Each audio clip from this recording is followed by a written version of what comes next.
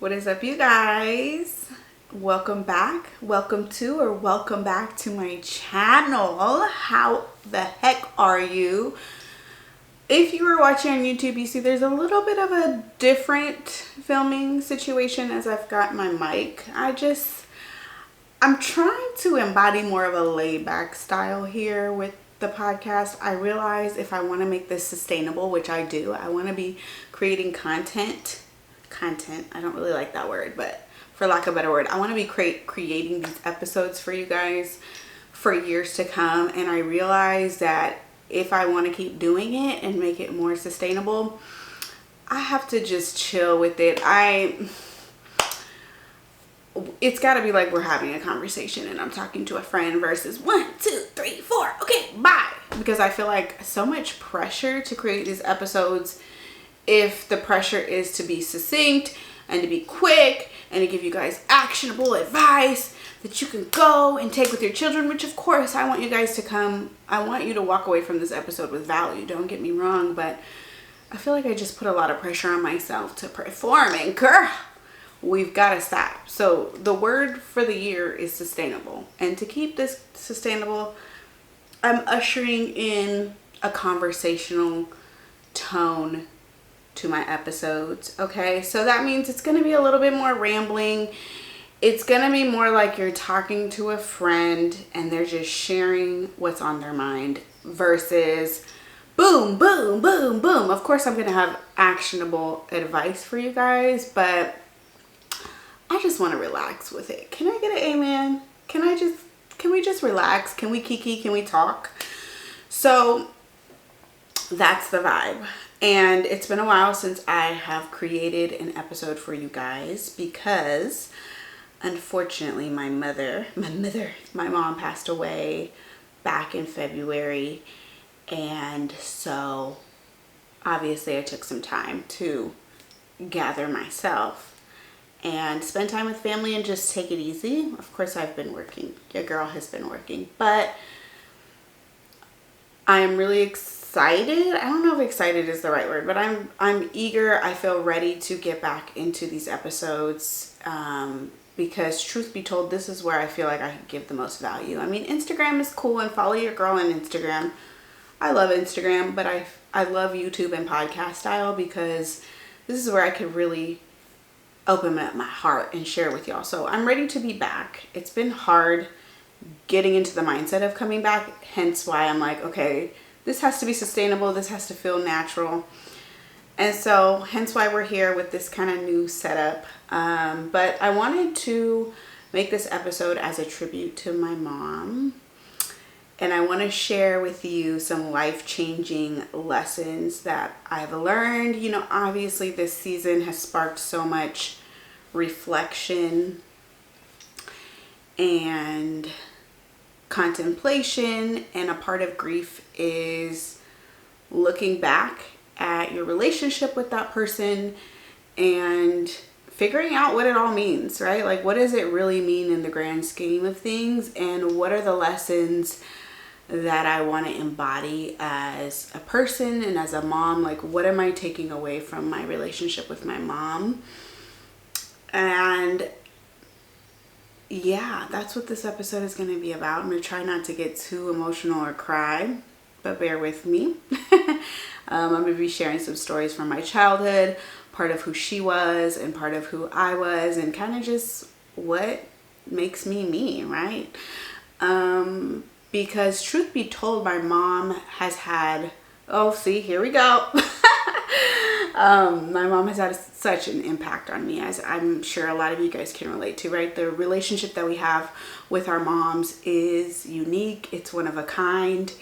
And now that I am a mom, it's just really important to me that I pass down her legacy, like now more than ever. And so, you know, I know a lot of the wave right now is like, break generational curses, end generational trauma, which I love that for us as a collective. And it is part of what drew me into the field of psychology, particularly child development, child trauma, is to end the cycles of abuse. And so I collectively, I love that for us. But I also noticed that there is this wave of focusing on the bad, focusing on what went wrong in our childhoods. And I don't see a lot of celebration for our parents, if I'm being real, right? Like for our family members and for our heritage. I don't see a lot of that in the parenting space.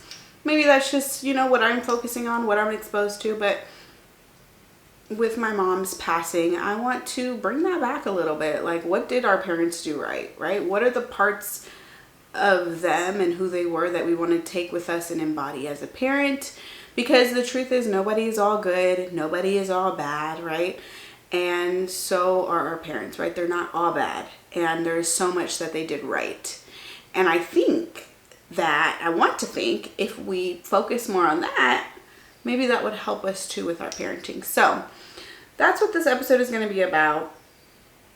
And one of the other points that I wanted to make is that when it comes to parenting, I have learned more about parenting from my mom than I have ever had from a research article, clinical experience and supervision, books, lectures, podcasts, and so have you, right? Like our early relationships form the blueprint of how we see ourselves, how we relate to others, and how we interpret the world in general and really our place in it. And for better or for worse, our early caregivers, and for a lot of us, it's our moms, really have such a huge impact on us. And so I just want to share with you some of the lessons that I've learned. Of course, she wasn't perfect, and maybe that's an episode for another day. Like my childhood and the chaos that was, right? And I'm sure a lot of you can relate. She wasn't perfect, but she did her best, and her best was good enough, if you will, right? Like, I feel like she did a pretty damn good job, if I do say so myself, especially mostly as a single mother, raising 2 kids on her own. She put herself through school, through college. She switched careers midlife. Like, there's just so much that I admire about her. She was a badass. So that is where I get a lot of my values from, right? Like my value of family, taking care of my children, providing for them, comforting them, nourishing them, nurturing them, and showing them the beauty of hard work. I mean, can I get an amen? So one of the biggest lessons or gifts that my mother gave me was the gift of an origin story. So early on, she instilled in me the concept that I was here for a purpose, a special purpose, a unique purpose. And she gave me that lesson through an origin story. So sometime in childhood, like elementary school, those projects where you have to find out more about how did you get your name and your middle name and what does it mean? Well, I remember doing one of those projects, and so I had to ask, like, what is the meaning of my name? And my middle name is Jindehi, which is Swahili for to give thanks. So I'm like, to give thanks? Where did that come from? How did we get here? And so she told me the story about how basically I wasn't supposed to be born. The doctors actually advised my mom, do not get pregnant, okay? It is very dangerous for you. The likelihood that you will get pregnant is not very likely, but also just don't do it because it's very dangerous. So what happened was, before she had me, she had an ectopic pregnancy and she almost passed away. She almost died. And she passed out in the bathroom. My dad found her. They rushed her to the hospital and they had to remove her fallopian tube, one of her fallopian tubes. And so the doctors were like, given all that's happened, do not have any more children. So she had my sister. I have an older sister. My mom, being the stubborn woman that she was, bless her heart, she was like, I've always wanted more than one child. So she was an only child. So she always knew she did not want just one child. She from her perspective and her experience, being an only child was lonely for her. And so she always wanted at least 2 kids. And that's what the story she tells me. So she's like, no, I'm going to try again. So lo and behold, she had me. And so she was so overjoyed and excited to have me. And so that's where Jindae comes from. And so she tells me this story as a young child, in a spirit of, you're here for a purpose. Jazzy, that was my nickname. Like, you're not here on accident, right? You have a special gift. You have a special purpose on this earth. I don't know what it is. You're going to figure that out. I'll be here to cheerlead you to figure that out. And learning that story was so pivotal for me, and it always stuck with me. Hence why I'm sharing the story. But I feel like our world would be such a better place if all children grew up to feel like they had a special purpose on this earth. And so, anyways, lesson number 1 is that she gave me the gift of feeling like my life had meaning, that my life had purpose. And I feel like as parents, that's our job, right? Our job is to instill that belief in our children that they are here for a reason. And it's not to like give them undue pressure, you know, like, oh, you have to perform and you have to do great things and great and mighty things. It's just that you're not an accident, right? You're here for a special purpose. You have a special gift. And my job as your parent is to believe in you and to cheer you on as you figure it out and you stumble along the way and you make mistakes and you experiment and you'll figure it out. And maybe it's multiple things, but your life is not an accident, I guess, is the sentiment. And I think that's one of the best gifts we can give our kids. The other lesson that my mom taught me was the value of open and honest communication. So from early on, I can remember my mom, after having tough moments, she would always circle back and say something to the effect of, I'm sorry, Jazzy. Like, can you forgive me? Can we have a good day? Like, can we still have a good day? Essentially, like, can we move on from this as a team, as a relationship? And that taught me so many things because, of course, we had our conflict and she did not do everything right. But what she did right was she came back and she repaired and she apologized and she took time to have conversations with me. And that always stuck with me because I always knew at the end of the day that our relationship could be on the rocks, but she was never going to abandon me or give up on me or leave me, right? Or reject me. I never felt rejected by her. And so as a mom, I, of course, instill that, right? That, okay, whoops, that is not how I wanted to show up. Let's have a redo, right? Let's continue to have a good day. I think that was also a really big thing is she didn't hold resentment. She didn't feel no type of way. She really let it go.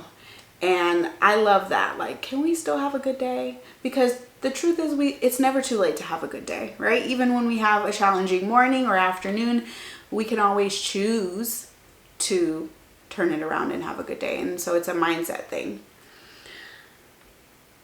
And lesson number 3 is to do my own thing.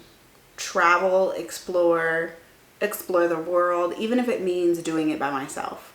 So I was in middle school when my mom found an ad in the paper to take CPR classes, which would then put you on this list of, CPR certified babysitters, and in the effort to find a job. And lo and behold, I found my first job. It was to be a babysitter for a little boy who was on the autism spectrum. And that job I had for over 10 years.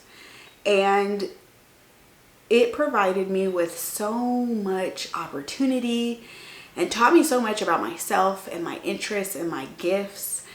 And I just had such a special relationship with his mom and, of course, with him. But because of that job that I had, I worked like on the weekends for a couple hours. She was actually a single mom, so she would go and have her meetings with her friends, and I would stay and watch him and hang out with him and play with him. And I remember I got like $20 every Saturday or something like that, and I would just save that up.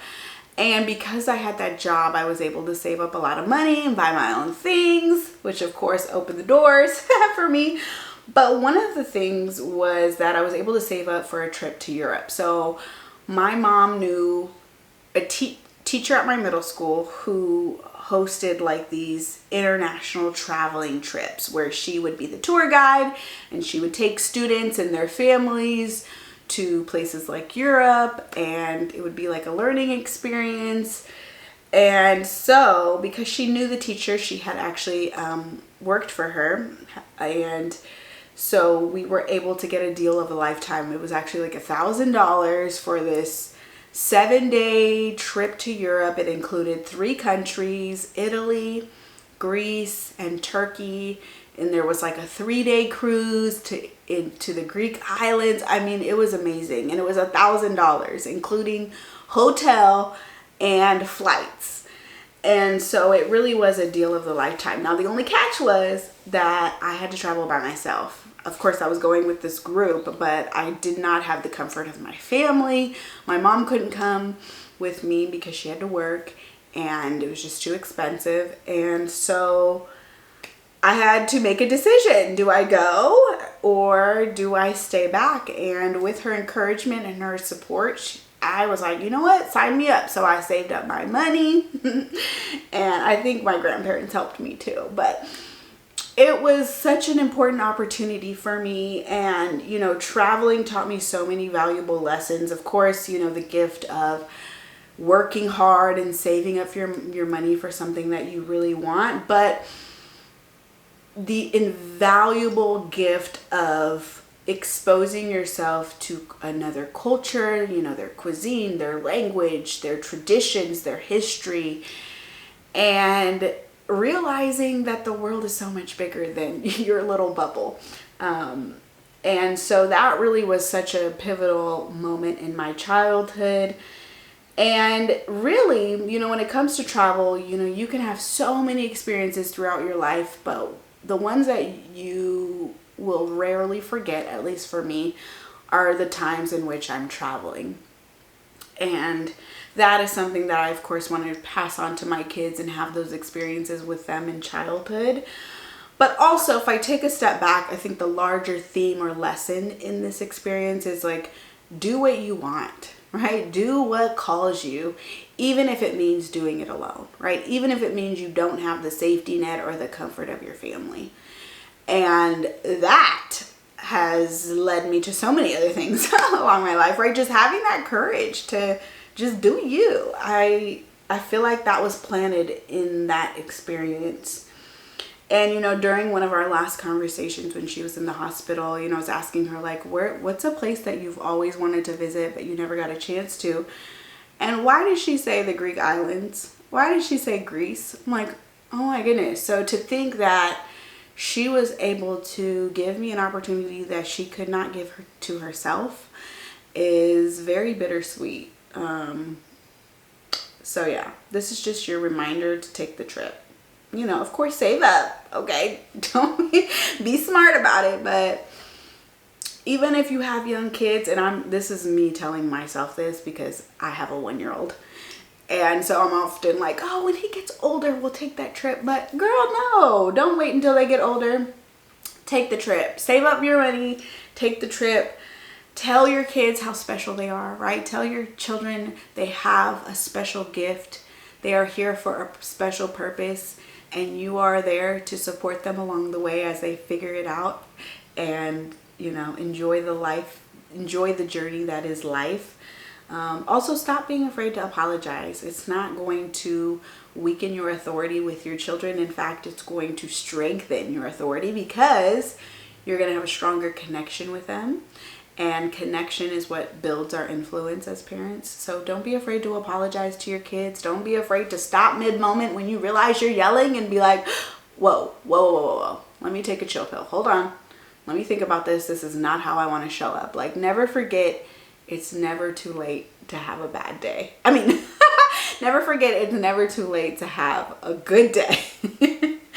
And you know, this episode is of course in tribute to my mom, but I think it's a reminder, or I hope it is a reminder for you to reflect on the good parts of your parents and your caregivers and your family in general. Like, what are the things that they did right, and what is the parts of them that you want to take with you, and the legacy that you want to leave behind for your kids.